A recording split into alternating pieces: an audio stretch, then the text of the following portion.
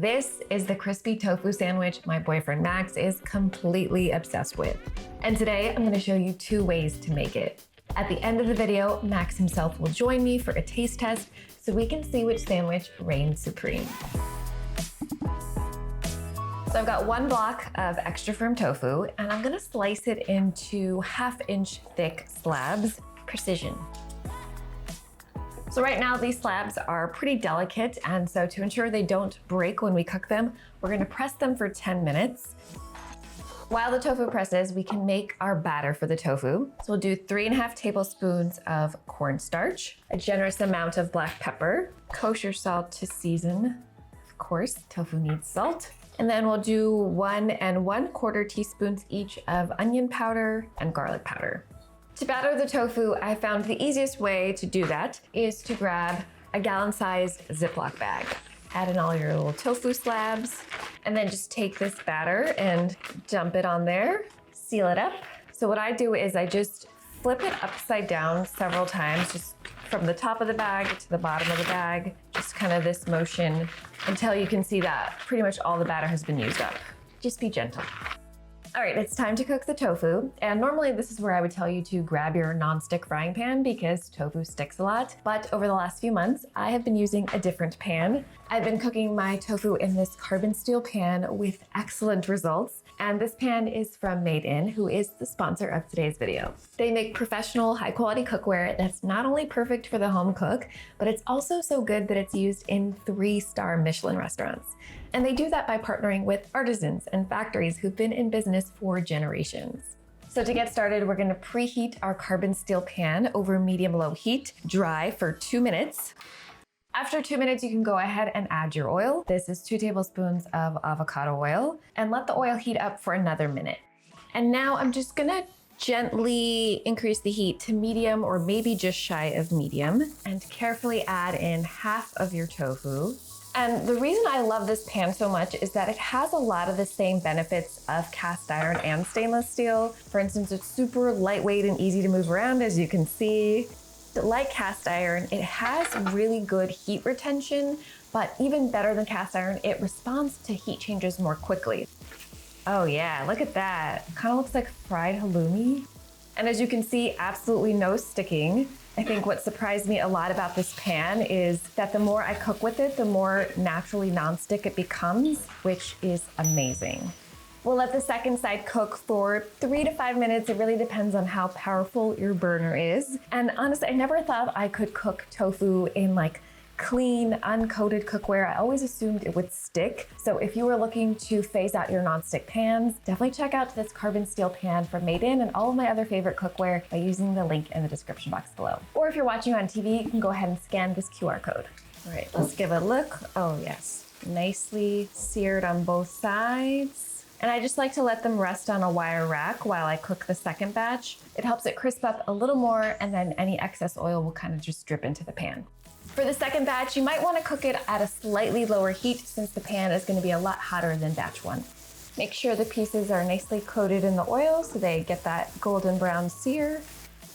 Now that our tofu is done cooking, it's time to move on to the sandwich accoutrement. And we're gonna start with version 1, which is our pesto version. And we're gonna make a riff on my classic basil pesto. It's gonna take about 5 minutes to put together, so it's very easy. So instead of pine nuts, which are classic in pesto, we're gonna use some roasted pistachios, and that way we don't have to toast the pine nuts in a frying pan as an extra step. But of course, if you love pine nuts, go ahead and do that. Add them to your food processor. Ah! Try to get it in there. You can of course use a regular size food processor, but a mini one is just very cute and very easy to clean. And then we'll add 2 garlic cloves. I always like to add my nuts and garlic first to the food processor and give them a nice blitz so that they blend more evenly into the pesto. Scrape down as you go. Very important when you're making pesto in a food processor. All right, once you have little bite-sized pieces, you can add the rest of the ingredients. Of course, we need some fresh basil. It is summer after all. Such a delightful smell. That was the perfect amount of basil in this entire plant. I'm very impressed. We're gonna zest about 1/2 of a medium lemon into the basil.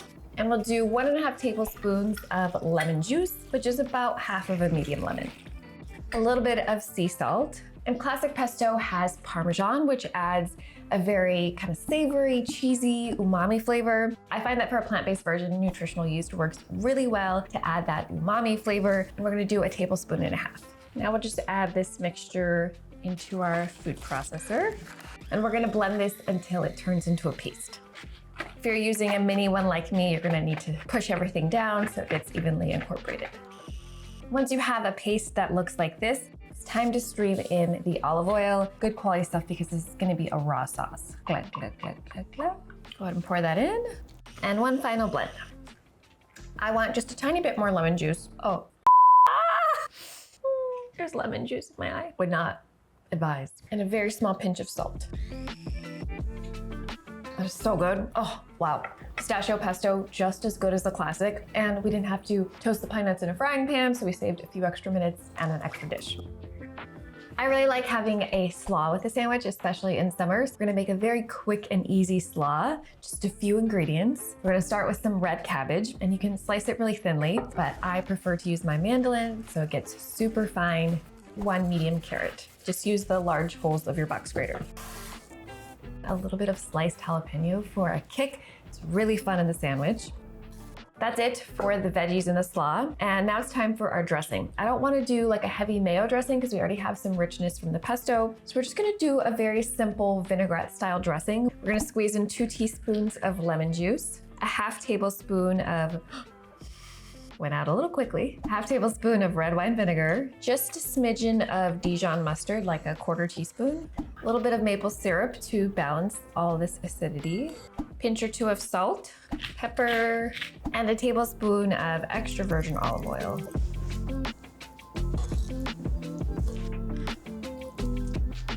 And then just season it with more salt or lemon juice or olive oil or whatever you think it needs. Like any sandwich, you can use whatever toppers, vegetables you like. Since it's summer, I am using an heirloom tomato. I always have to have one on my sandwich in summer. Some avocado for that beautiful creamy factor. And because tomatoes and avocados are so much better with a little salt and pepper, we're just gonna go ahead and season them right on top here. All right, so before we assemble this pesto version with slaw, let me show you how to make the second version of the sandwich, which is ultra quick. For the second version of our sandwich, instead of pesto for the spread, we're gonna make a very quick gochujang mayo, very loosely Korean inspired. And I love this recipe because you just need 3 ingredients. We're gonna do a 1/2 cup of vegan mayo and 2 tablespoons of gochujang, which is a Korean fermented red chili paste. It's salty, it's spicy, it's tangy, it's umami, it's sweet, and it goes so far in adding so much flavor. And then just a couple squeezes of lime juice for some brightness. That is it. In addition to being super quick and so flavorful, it's also got this incredibly gorgeous, vibrant orange color. For the veggies on this one, we are keeping it super simple. I wanted this to be a version you could make even on a weeknight that would come together in 5 minutes once you made the tofu. And we're gonna make some carrot ribbons. You just need a Y-shaped vegetable peeler like this. And this just adds a little pizzazz to your sandwich without taking much extra time. And you definitely don't need to whack your avocado pit out. That is how you injure yourself. You can just gently squeeze it out like so. We'll just slice up the rest of the avocado for this version. Assembly time, my favorite of times. I have some beautifully toasted ciabatta rolls that I just toasted in a little bit of vegan butter. Start assembling the first version, the pesto slaw version. Get some pesto on the bottom bun. We'll add a lettuce leaf and 2 slices of the tofu we pan fried earlier. Nice, gorgeous heirloom tomato slice. Few slices of the avocado. And can't forget our slaw. So many fun colors. Definitely want to get a jalapeno slice or 2 in there. And totally optional, but if you have any extra basil, I like to add a couple leaves just to accentuate the pesto. Woo, look at this, so pretty. On to sandwich version number 2 for the gochujang mayo. Get a nice dollop of that gochujang mayo, tofu slabs, cute carrot ribbons, cucumber slabs, a few slices of avocado, and to complement these flavors, a few cilantro leaves. Ooh, I'm so excited to dive in, but as promised at the beginning of the video, I'm actually gonna have Max join me for a taste test so he can determine which is the ultimate tofu sandwich. Welcome to the show. Can you tell us your name? Way too close. Hi everyone, I'm Max. Max films our videos. Max is wonderful. And today he's gonna help us determine which tofu sandwich is the ultimate tofu sandwich. That was a bit of a mouthful. Nice one. It's fun. Cheers. It's a little messy. Not messy for me. It's a you problem. No. Hoisted by his own petard. Thoughts? That sandwich rocks. That's a good sandwich. Anytime you can get pesto on a sandwich for me, that's the best topping for any topping, spread, condiment for any sandwich, I think. Feels very fresh and that slaw is super good. All right, shall we try a sandwich too? Yeah, let's do it. Boop. Cheers. This one looks easier to eat. Yeah, it does. I lie, it's all over my face. I'd like to point out that you have spilled over here and I have not spilled. Do me like that in front of the camera. You were saying that you were messy earlier and I was. Thoughts on number 2? This one also rocks. I love gochujang. I love Korean food. This is absolutely not Korean food, just a little light Korean inspiration. Having tried both of them and having been very messy about it, which of the 2 sandwiches do you prefer? I would say the gochujang, is that what we're calling it?